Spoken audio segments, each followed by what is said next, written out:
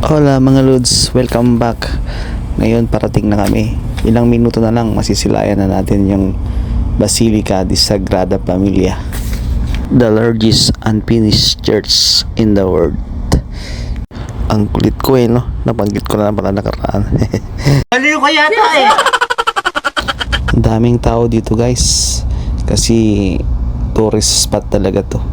So big sabihin talagang dinadayo to para lang masilayan yung simbahan na to. So mga Lods, kailangan natin maglakad ulit ng ilang minuto. Tara, samahan niyo kami. So guys, andito na kami. So wow, ang laki talaga guys. Wow! Grabe, nakaka-amaze yung design niya. Talagang lupit. Alam niyo ba mga Lods na ang daming architect nang nag-design nito? Kung di ako nagkakamali, siyam na architect. Grabe. Wow!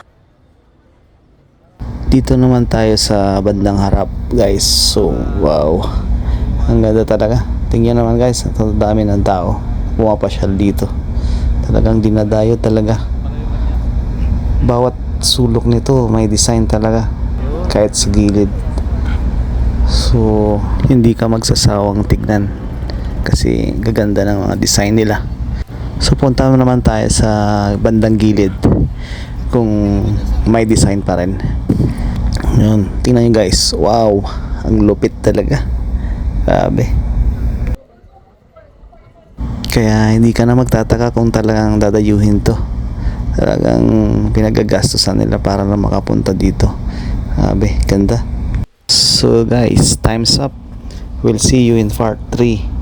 Shout out nga pala sa mga star sender ko, kay Ma'am Lailani Piques, kay Ma'am Banji Waltzman Dupio, kay Ma'am Rose Oriente, kay Ma'am Susan Garcia Pangilinan, kay Ma'am De Asis Olverio, kay Sir Resman Jan Hara.